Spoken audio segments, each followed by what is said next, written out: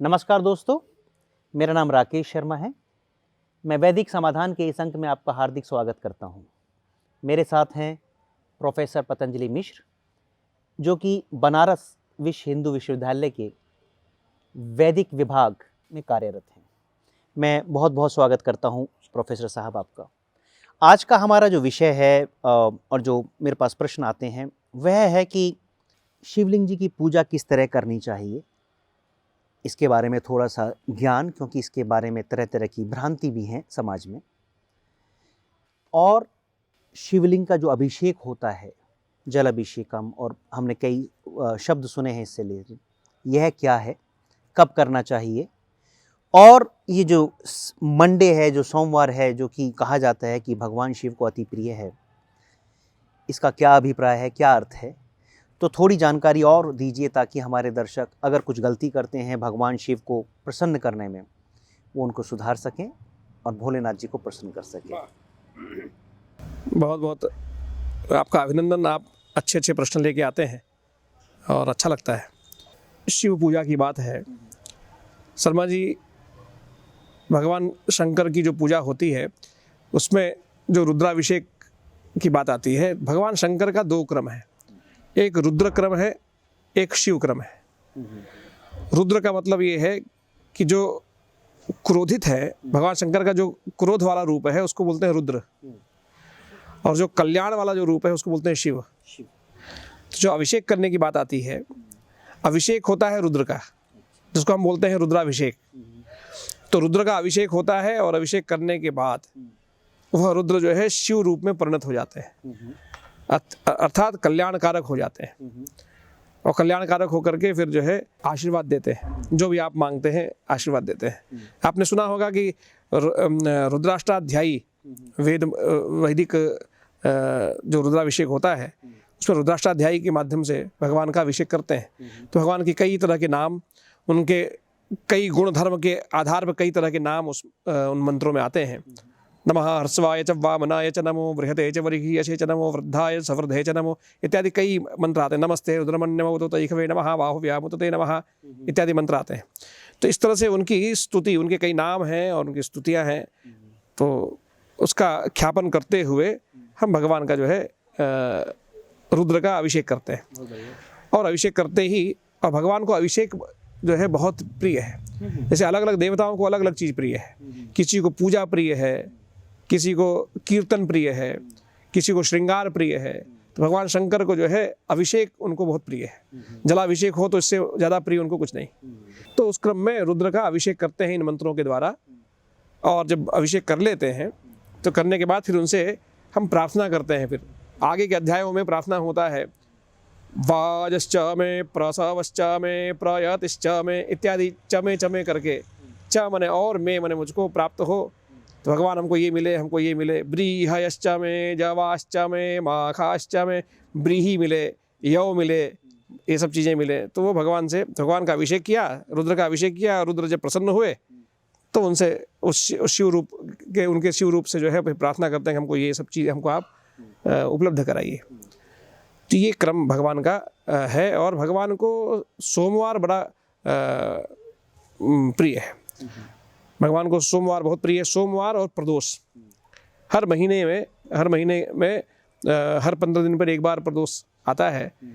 त्रयोदशी तिथि जब आती है, द्वादशी के उपरांत जो त्रयोदशी आती है, सायंकाल त्रयोदशी मिलनी चाहिए। तो उस समय अगर आप भगवान का पूजन अर्चन करते हैं तो उनको अत्यंत प्रिय है। और साथ में सोमवार का दिन, तो सप्ताह में सोमवार और 15 दिन में त्रयोदशी, प्रदोष का दिन, मतलब महीने में 2 बार प्रदोष आता है। तो ये भगवान को अत्यंत प्रिय है। और भगवान की पूजा के बारे में आपने जो बात कही, भगवान को पूजा जो है प्रदोष काल में ही ज़्यादा अच्छा लगता है। ऐसे आप कभी भी पूजा करिए उनका, वो मना नहीं करेंगे, और इसका वो नहीं है कि नहीं, मैंने उस समय नहीं करना। लेकिन अगर आप चाहते हैं कि विधि विधान से पूजन किया जाए तो भगवान को प्रदोष काल सबसे प्रिय है। पूरा का पूरा जो ये सृष्टि है, सावर जंगमात्मक सृष्टि है, यहाँ तक कि देवगण हैं, किन्नर हैं, है ना, गंधर्वगण हैं, इत्यादि जितने ऐसे सब हैं, सब के सब शक्तियाँ ये प्रदोष काल में भगवान का पूजन करने में लगती हैं, ऐसा वर्णन मिलता है शिव पुराण में। हाँ, आपने देखा होगा सायंकाल का एक समय आता है, करीब 15-20 मिनट का समय ऐसा आता है जो कि एकदम लगता है शांत, स्तब्ध सब लगता है। क्यों स्तब्ध लगता है? पूरी की पूरी प्रकृति भगवान शंकर के पूजन में लगी रहती है, प्रकृति लगी रहती है। पक्षी भी देखे होंगे आप, पक्षी और पशु पक्षी भी जो है, पूरा वातावरण जो एकदम शांत लगता है, सन्नाटा हो गया। तो सन्नाटा क्यों हो गया? वो पूरी की पूरी प्रकृति, पूरा का पूरा जो है उसको ऐसा कह सकते पूरी पूरी कायनात भगवान के जो है पूजन में विलीन होती है और पूजन करती है। तो वो प्रदोष काल का समय है। तो भगवान का पूजन का जो क्रम है वो प्रदोष काल में करना चाहिए, जो कि सायंकाल जो गोधूली का समय आता है, तो गोधूली के से 10 मिनट इधर 10 मिनट उधर का जो समय है वो मेन समय है। तो बाकी पूजन वूजन करके उस समय अभिषेक करना भगवान का। और साथ में, और ये अभिषेक क्यों करना, प्रश्न जैसे करते हैं तो अभिषेक इसलिए करना कि वो भगवान रुद्र के तौर पर रहते हैं, रुद्र के तौर पर प्राय रहते हैं, क्योंकि पूरी की पूरी सृष्टि में उनको सब देखना है, उनको दंड देना है, उनको सब कई तरह की बातें देखनी है। और सृष्टि में लोग बहुत गड़बड़ सड़बड़ करते हैं, तो कई चीज़ देख करके जो है क्रोध भी होता रहता है। लेकिन क्रोध होना है, लेकिन अगर क्रोध ज़्यादा कर जाए तो गड़बड़ है। तो इसलिए जो है वो हमेशा अभिषेक करके लोग जो है उनको प्रसन्न किए रहते हैं कि भाई ये नाराज ना हो, क्योंकि वो रुद्र है। रुद्र का मतलब होता है रुलाने वाला, रुद्र का मतलब रुलाने वाला। हमारे आचार्य थे, गुरु जी थे, वो कहते थे देखो तुम चलते हो ना और कहीं ठोकर लग गया, चोट लग गई तुमको, चोट लग गई तो ये समझो, तो चोट लगी तुमको लगा चोट लग गया, लेकिन नहीं, चोट तो लगा, लेकिन जहाँ चोट लगा वहाँ पे रुद्र का वास है, इसलिए तुमको चोट लगा। तो वहाँ तुरंत प्रणाम करना चाहिए भगवान रुद्र को, रुद्राय नमः कहना चाहिए। हाँ, रुद्राय नमः, रुद्राय नमः ऐसा कहना चाहिए। तो ऐसा करने से फिर दोबारा चोट नहीं लगेगा।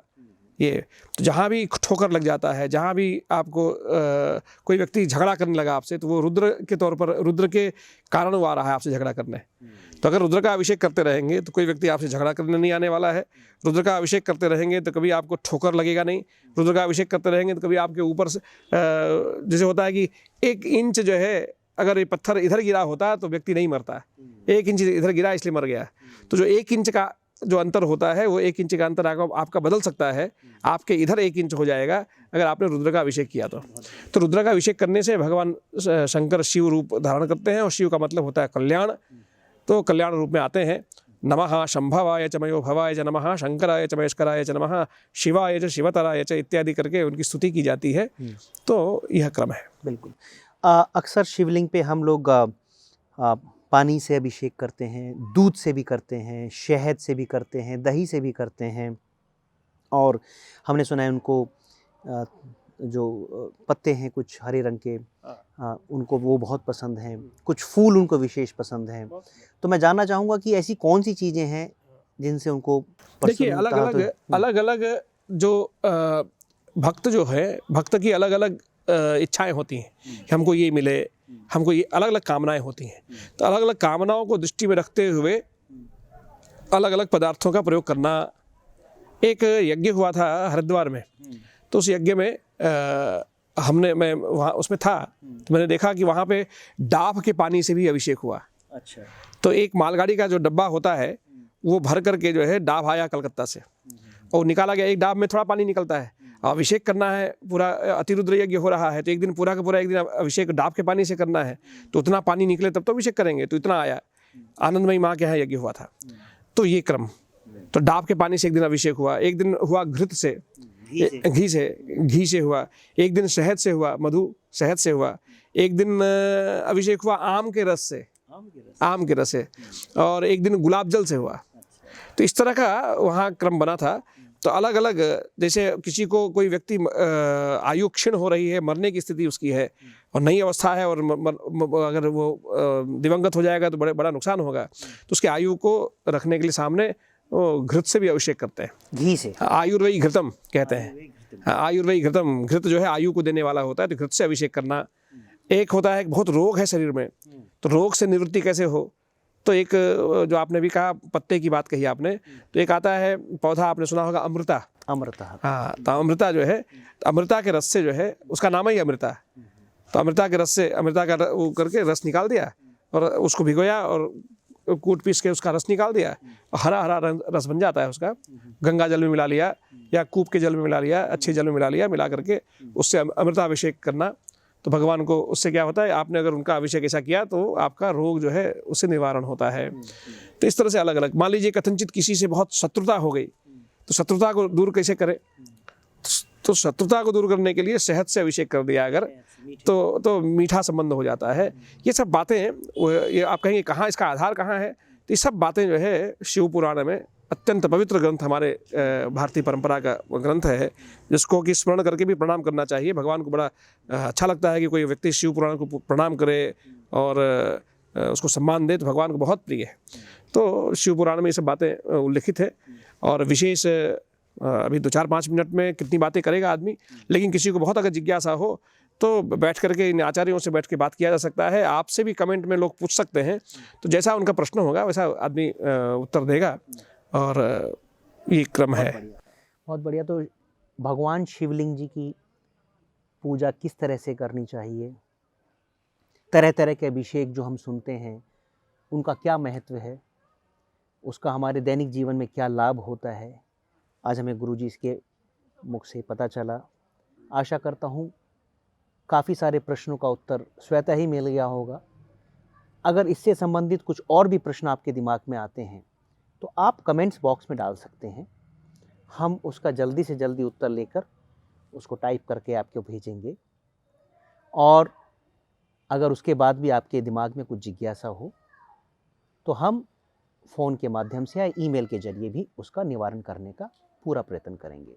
मैं धन्यवाद देता हूं प्रोफेसर साहब का अपना कीमती समय देने के लिए और ये वेद शिक्षा की जानकारी साझा करने के लिए। नमस्कार दर्शकों, देखते रहिएगा, स्वस्थ रहिएगा। धन्यवाद। Please like, subscribe, share.